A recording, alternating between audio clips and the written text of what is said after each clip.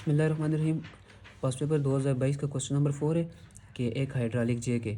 Hydraulic Jack ये जो use होती है कि जिसके ज़रिए हम स्मॉल फोर्स यूज़ करके ऐसे हेवी ऑब्जेक्ट्स लिफ्ट अप कर सकते हैं। ठीक है, अब हमारे पास इसका फर्स्ट पार्ट है कि जब हाइड्रोलिक जैक के ये जो पार्ट है जिस पर फोर्स लगती है इसे हम कहते हैं प्लंजर, और दूसरा आ गया रैम। हमें प्लंजर का डायमीटर गिवन है 5 सेंटीमीटर और रैम का डायमीटर गिवन है 15 सेंटीमीटर। के जो प्लंजर पर फोर्स लग रही है 500 न्यूटन है और 200 न्यूटन है, और हमने रैम की फोर्स निकालनी है कि रैम पर कितना वेट अपलिफ्ट हो सकते हैं। तो हमारे पास इसमें सबसे पहला पार्ट ये है कि जब प्लंजर और रैम सेम लेवल पर हों, अब दोनों जिस वक्त सेम लेवल पर होंगे तो सेम लेवल पर होने के कारण इन पर दोनों पर सेम फोर्स जो यहाँ पर और यहाँ पर प्रेशर होगा दोनों का सेम होगा। तो प्रेशर सेम होगा तो हमारे पास क्या होगा, P1 is equal to P2 होगा। जब P1 is equal to P2 होगा तो प्रेशर को हम फोर्स में कन्वर्ट करते हैं, क्या होता है, pressure is equal to force per unit area.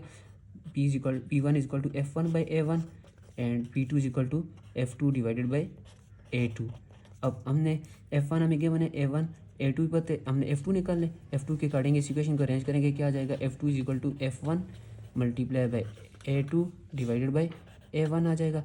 अब F1 हमें गिवन है, F1 है 200 Newton, A2 divided by A1 है, तो हमारे पास यहाँ से F2 की वैल्यू आ रही है 1800 न्यूटन। ठीक है, ये पार्ट 1 इसका हो गया। अब पार्ट 2 में हमारे पास ये है कि जो प्लंजर है, प्लंजर 50 सेंटीमीटर रैम से अबव है। तो यहाँ पर अब जिस वक्त हम रेफरेंस लाइन लगाएंगे, ये वाली लाइन है जहाँ तक रैम जो है प्लंजर के साथ इक्वल आ रहे, यहाँ तक जो होगा इन दोनों के अंदर जो प्रेशर आएगा वो P1 is equal to P2 आ जाएगा, P1 इक्वल टू P2। लेकिन अब ये हाइट जो ज़्यादा हुई है, हाइट है और इसके अंदर जो फ्लूइड है, तो जब फ्लूइड सर्टन हाइट पर चले जाते हैं तो उसके अंदर हमारे पास प्रेशर आ जाएगा जो किसकी इक्वल होगा, P is equal to gamma H। तो हमारे पास P1 प्लस गैमा H हो जाएगा इज इक्वल टू P2 हो जाएगा। अब P1 किसकी इक्वल था, F1/A1, और गैमा हाइड्रोलिक जैक है, मीन इसके अंदर क्या है, वाटर है, तो गैमा ऑफ वाटर हो जाएगा plus gamma of H2O into height is equal to P2 किसके इक्वल है, F2 डिवाइडेड बाई A2। अब ये इक्वेशन हम सारी F2 के अकॉर्डिंग अरेंज करते हैं। F2 के अकॉर्डिंग अरेंज करेंगे, क्या आ जाएगी, F2 is equal to F1 divided by A1 plus gamma of water into height into A2 आ जाएगा।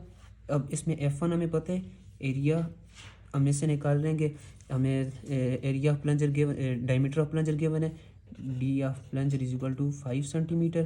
तो इससे हम इसका एरिया निकाल लेंगे, एरिया ऑफ प्लंजर आ जाएगा π/4 D², π/4 D² से आ जाएगा। इस तरह हमें डायमीटर ऑफ रैम गिवन है इक्वल टू 15 सेंटीमीटर, तो हम इससे रैम का एरिया निकाल लेंगे, area of ram is equal to π/4 D²। अब A1 भी आ गया, A2 भी आ गया, F1 भी हमें पता है। गैमा ऑफ वाटर के लिए जो गैमा की वैल्यू होती है वो होती है 9.81 किलो न्यूटन। न्यूटन में कन्वर्ट करेंगे, किलो न्यूटन पर मीटर क्यूब, जैसे हम न्यूटन पर मीटर क्यूब में कन्वर्ट करेंगे हमारे पास आ जाएगा 9810। और हाइट जो हमारे पास यहाँ पर है ये गिवन है 50 सेंटीमीटर, तो इसे मीटर में कन्वर्ट करेंगे 0.5 मीटर आ जाएगा। तो इससे जिस वक्त हम ये वैल्यूज पुट करके इससे कैलकुलेट करेंगे, F2 की वैल्यू आ जाएगी जो हमारे पास आती है 1882 न्यूटन। तो अब हमने दोनों पार्ट कर दिए कि फर्स्ट पार्ट था रैम और प्लंजर दोनों किस पर हो, सेम हाइट पर हो, और रैम और प्लंजर जो प्लंजर है 50 सेंटीमीटर अबव हो तो तब कितना होगा। अब इसमें F2 की वैल्यू क्या रही थी कि 1800 होगा। सेम फोर्स के अकॉर्डिंग हम 1800 वेट अपलिफ्ट कर सकते हैं। अब सेम फोर्स के अकॉर्डिंग हम 1882 का वेट अपलिफ्ट कर सकते हैं, किसकी वजह से, ये जो 82 ज़्यादा हुए, ये जो 50 सेंटीमीटर हमने से अबव किए इसकी वजह से आए।